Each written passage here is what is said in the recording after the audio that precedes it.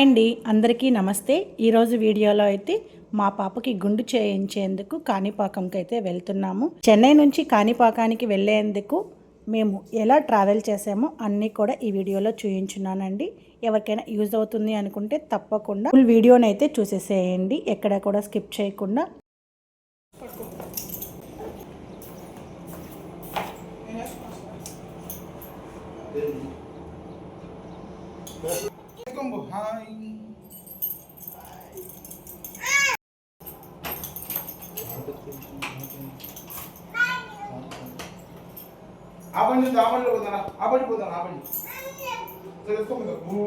Bye.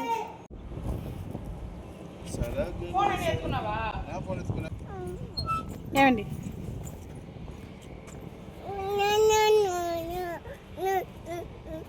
Hi.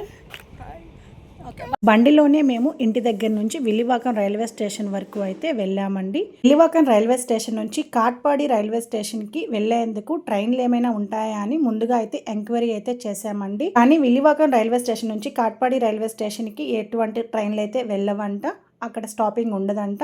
So అందుకనేసి మేమైతే ఇక్కడే లోకల్ ట్రైన్ అయితే ఎక్కేసి సెంట్రల్ రైల్వే స్టేషన్కి అయితే వెళ్లేందుకు టికెట్ అయితే తీసుకునేసి ట్రైన్ కోసం వెయిట్ చేస్తూ ఉన్నామండి. లోకల్ ట్రైన్ కోసం చూస్తుండగానే లోకల్ ట్రైన్ అయితే వచ్చేసింది. ఎక్కేసి సెంట్రల్ రైల్వే స్టేషన్కి అయితే వచ్చేసామండి. ఇదే అండి చెన్నైలో పెద్ద రైల్వే స్టేషన్ ఏదైనా ఉందా అంటే సెంట్రలేనండి. ఇది చాలా వరకు చాలా మందికి తెలిసిన విషయం, చాలా పెద్దదండి. ఇక్కడ నేను, మా బాబు, పాప మేము ముగ్గురం కూడా వెయిట్ చేస్తూ ఉన్నామండి. మా ఆయన వెళ్ళి టికెట్ కొనుక్కొని తీసుకొచ్చేందుకు వెళ్ళారు. ఈ ఎండాకాలంలో ట్రైన్ జర్నీ చాలా సేఫ్ అండి, కానీ కొంచెం వెయిటింగ్ అనేది తప్పదు. చాలా వెయిటింగ్ అయితే చేయాల్సి వస్తుంది. మధ్యాహ్నం 1:25కి ట్రైన్ అయితే కాట్పాడికి ఉందంట. వెయిట్ చేసి ట్రైన్ అయితే ఎక్కేసాము. నేను 1:25కి అయితే ఎక్కేసామండి. 1:25కే స్టార్ట్ కూడా చేసేసారు. 3:30కంతా మనం కాట్పాడి స్టేషన్కి అయితే వచ్చేసాము. అస్సలు జర్నీ చేసిన టైమే తెలియలేదు. ట్రైన్ కోసం అయితే ఎక్కువసేపు వెయిట్ చేసాము, కానీ కాట్పాడి స్టేషన్ వచ్చేందుకు చాలా తొందరగా అయితేనే వచ్చేసాము. చూస్తుండగానే కాట్పాడి స్టేషన్ అయితే వచ్చేసింది. కాట్పాడి స్టేషన్ నుంచి అలాగే చిత్తూరు రైల్వే స్టేషన్కి కూడా ఏదైనా ట్రైన్స్ ఉన్నాయా అని ఒకసారి వెళ్ళి బుకింగ్ కౌంటర్లో చెక్ చేసుకున్నాము. కానీ అప్పటికైతే లేవంట. 1 అవర్ వెయిట్ చేస్తే ఇంకొక ట్రైన్ అయితే వస్తుంది అని చెప్పారు. కాట్పాడి స్టేషన్ నుంచి చిత్తూరుకి అయితే అరగంట జర్నీ అయితే సరిపోతుంది. ఎందుకు 1 అవర్ వెయిట్ చేసేది అనేసి మేము బస్సు అయితే ఎక్కేసి చిత్తూరుకి అయితే వచ్చేసామండి. ఒక అరగంటే, కరెక్ట్గా అరగంటలో చిత్తూరుకి అయితే వెళ్ళిపోయామండి. అక్కడ నుంచి చిత్తూరు నుంచి కాణిపాకానికి కూడా అరగంట సేపే జర్నీ అండి. చిత్తూరులో దిగేసి చిత్తూరు బస్ స్టాండ్ నుంచి మళ్ళీ కాణిపాకం బస్ అయితే ఎక్కేసి కాణిపాకానికి అయితే వచ్చేసాము. చూస్తున్నారా, ఇదే అండి స్టార్టింగ్ ఆర్చ్ ఒకటి వస్తుంది. ఇది కాణిపాకం గుడికి వెళ్ళేటప్పుడు ఫస్ట్ వచ్చే ఆర్చ్ అండి ఇది. ఆ తర్వాత కూడా ఇంకొక ఆర్చ్ వస్తుంది. ఇలా 2 ఆర్చ్లను దాటిన తర్వాత కాణిపాకం గుడి దగ్గర ఉండే బస్ స్టాప్కి అయితే బస్ అయితే తీసుకెళ్తుంది. అక్కడి నుంచి మేమైతే మార్నింగ్ అయితే టిఫిన్ తినేసి ట్రైన్ అయితే ఎక్కామండి. ఎక్కడ లంచ్ కోసం ఎక్కడ ఆగే అంత టైం లేదు. కాణిపాకానికి వెళ్ళేటప్పుడు జర్నీ అస్సలు తెలియలేదండి. చాలా తక్కువ టైంలోనే కాణిపాకానికి అయితే వెళ్ళిపోయాము. కాణిపాకానికి అయితే మేము ఒక 5:30కి అయితే చేరుకున్నామండి. అక్కడైతే ఒక హోటల్లో భోజనం అయితే తినేసాము. ఎవరికి కావాల్సిన ఫుడ్ని వాళ్ళైతే ఆర్డర్ చేసుకున్నారు. మా ఆయన మీల్స్ ఆర్డర్ చేసుకున్నారు. నేను, మా బాబు అయితే గోబీ రైస్ని అయితే ఆర్డర్ చేసుకునేసి తినేసామండి. చాలా బాగుంది ఈ హోటల్లో ఫుడ్ అయితే. బస్ స్టాండ్కి ఎదురుగానే ఉంటుందండి ఈ హోటల్లో ఫుడ్ చాలా బాగుంది, చాలా నీట్గా కూడా. పాపకైతే పుట్టెంటుకల తర్వాత 2వ గుండెని కాణిపాకంలోనే ఫస్ట్ తీయించాలనేసి ఈ విధంగా కాణిపాకం గుడికి అయితే వచ్చేసాము. మోక్షిత అయితే గుండు చేసేటప్పుడు చాలా ఏడ్చిందండి, అస్సలు చేయించుకోలేదు. పాపం గుండు చేసే ఆయన అయితే చాలా భయపడిపోయాడు. మేము కూడా చాలా భయపడ్డామండి, ఎక్కడైనా గీక్కుంటుందో ఏమో అనేసి. చాలాసేపు సతాయిచ్చేసిందండి మా మోక్షిత, అసలు చాలాసేపు గుండు చేయించుకోలేదు. ఇప్పుడు మా మోక్షితకైతే గుండు చేసేస్తున్నాం.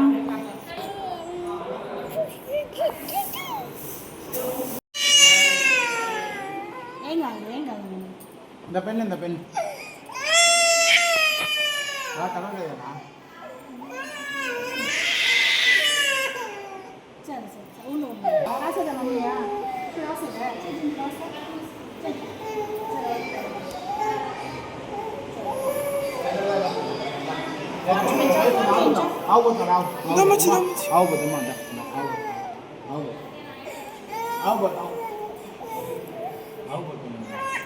బ్యాగ్ పక్కన పెట్టుకో, బ్యాగ్ పక్కన పెట్టుకో.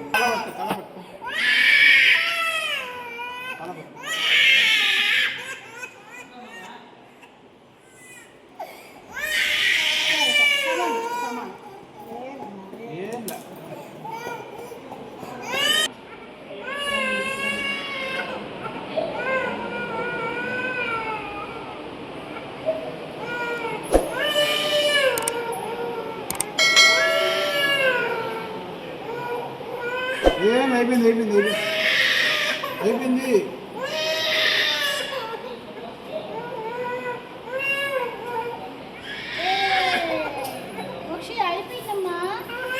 చూసారు కదా ఎంత ఎక్కువగా ఏడ్చేసిందో మోక్షిత అయితే.